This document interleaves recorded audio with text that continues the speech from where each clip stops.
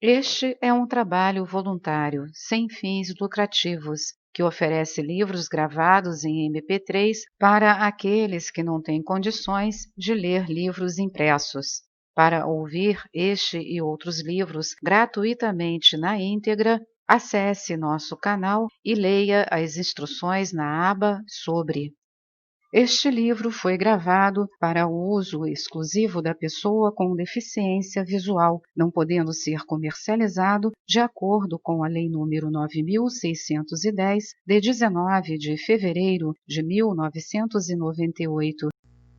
A consciência, quando funciona de forma adequada, é uma esfera reluzente de realidade, alegria e iluminação plena.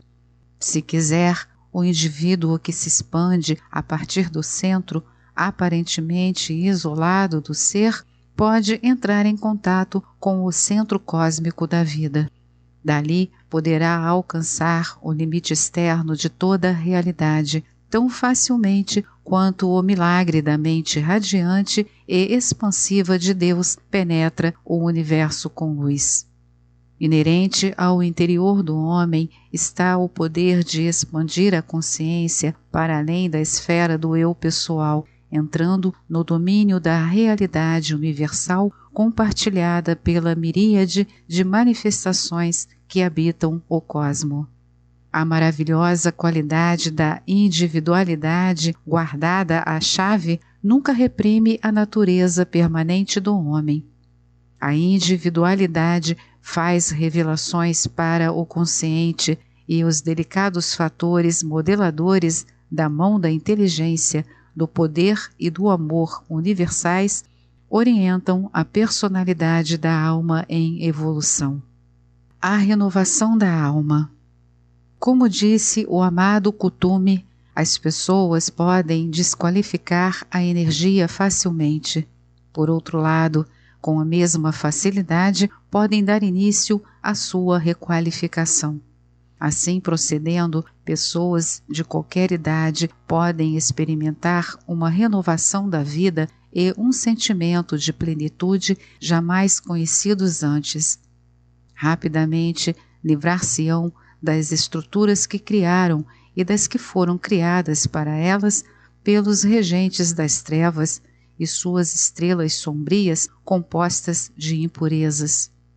Com a alegria de um bebê recém-nascido, as almas compreenderão que o universo é um lar de luz e esperança.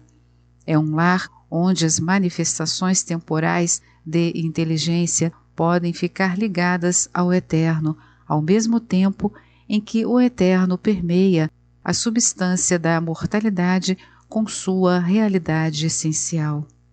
A humanidade poderá, então, tomar conhecimento da dádiva permanente da felicidade que o Deus Pai e Mãe, com júbilo, transmitiu para a sua descendência quando do nascimento da identidade. O oceano podia ter escolhido permanecer oceano, mas, ao separar a gota pequenina e luminosa do todo, elevando-a em direção aos raios gloriosos do sol da iluminação, um novo oceano teve início. Para a consciência individual também foi dado o poder de dominar o próprio mundo. O homem, feito à imagem e semelhança de seu Criador, tornou-se também um Criador. As expressões egoístas criam um sentimento de luta. Após a perda da condição edênica, os primeiros indícios de realidade movimentaram-se entre trevas, no vazio do desconhecido. De propósito, esses indícios logo foram transformados em ação exterior, mas, infelizmente, as artimanhas dos contatos sociais eram dedicadas às expressões egoístas e ao sentimento de luta. A elevação do homem parecia ser medida de acordo com seus domínios, não de acordo com o eu, mas com o poder que o homem tinha sobre os outros e sobre o meio ambiente. Dominar o meio ambiente era correto, infligir destruição aos outros não era. Assim, para registrar e governar a interação humana e desumana entre os homens, foi criado o Tribunal Divino de Justiça, conhecido como Conselho do Karma. O sentimento de luta cresceu. O envolvimento com o ego transformou-se em um emaranhado de espirais invertidas, estruturando dentro da consciência da humanidade devaneios tão variados e complexos que fizeram com que a consciência retrocedesse. As formas simples da graça foram esquecidas no melodrama astral. O homem parecia viver para fora, mas, na realidade, vivia dentro das armadilhas criadas por ele mesmo. Ele agora contaminava os outros com o próprio dilema e o poder do contágio dissipou-lhe o estado celestial. Como esquivar-se do eu ilusório? O ego é a sede de todos os problemas do homem. Aquilo que é conhecido como complexo de inferioridade ou de superioridade diz respeito totalmente ao orgulho e à frustração do ego. Mas, embora as pessoas saibam dessas coisas, continuam se transformando em vítimas dos bloqueios internos que elas mesmas criaram. A única saída é a porta da realidade. Essa foi a saída de emergência oferecida para a humanidade, de forma que o corpo com tendência à destruição, criado pela própria negatividade do homem, pudesse ser dominado e transmutado. Não importa a religião que professe, a devoção que temporariamente manifeste, as obras maravilhosas que execute, nem o nível que alcance por empenho próprio. Enquanto o homem permanecer envolvido com o ego, não se libertará da ilusão do eu que o persegue como um fantasma cruel de identidade belicosa.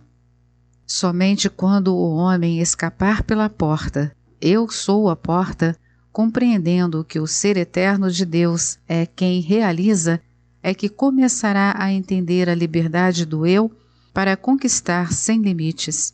Aí então perceberá que Deus pode atuar nele para remover as influências obstrutivas, transmutar-lhe as trevas e elevar sua consciência das trevas para a luz. Observai honestamente o espelho do eu.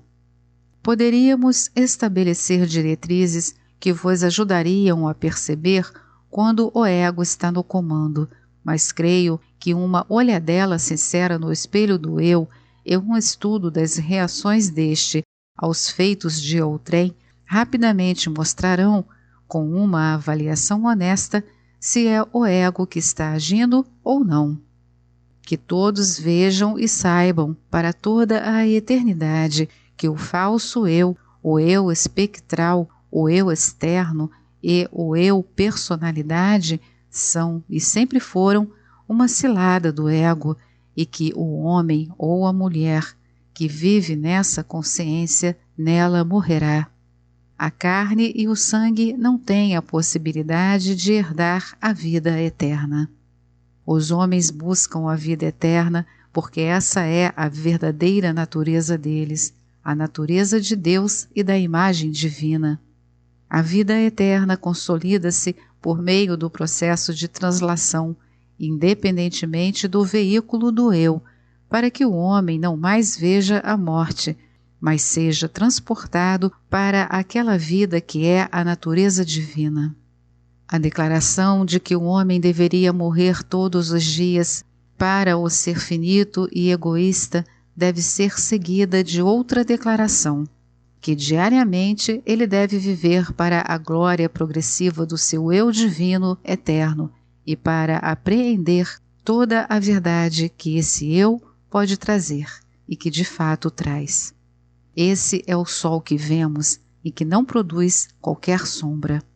Ó, nós podemos e transmitiremos tão farta riqueza de informações espirituais concernentes à verdadeira natureza do homem que praticamente consumirá a sua consciência atual.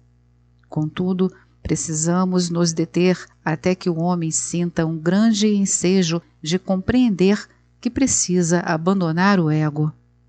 Esse conceito é muito mais que uma torrente de palavras.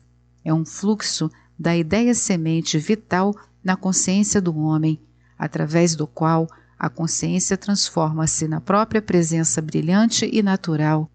Essa é a presença de Deus que, por intermédio do senso de realidade em expansão do indivíduo, identifica-o com a consciência universal de Deus e, contudo, jamais extrai dele um só ergue de energia ou da sua verdadeira individualidade. Substitui o intelecto presunçoso pela mente de Deus. O Pai criou o Filho para que fosse o amado herdeiro de todas as coisas que foram criadas. E, na verdade, o Filho de Deus, que é a luz de Deus que nunca falha, foi o recurso através do qual o progenitor eterno executou o ato criativo. Tu és o meu Filho amado em que me comprazo, está escrito. O ego que se magoa por tudo, que é sensível em excesso, cheio de autopiedade e de sentimento de luta, o ego que vasculha o entulho das vidas passadas para encontrar algum elemento de valor, deveria compreender que o valor do homem está na luz do eterno agora. Ele deveria ser grato pelo fato de o eterno agora estar no eterno, e porque a graça que o homem deve ter e que é suficiente para cada dia foi inserida na alma com o influxo do sopro da energia divina, que de início concedeu-lhe a consciência. Em nome da sabedoria sagrada, eu, Meru, encorajo a todos a voluntariamente abandonar a pele da cobra da identidade que rastejou sobre o ventre enquanto ia atrás das futilidades do intelecto.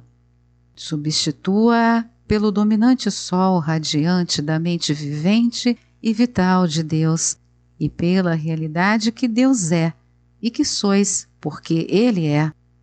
Eu sou vosso servo e vosso irmão mais velho, Meru.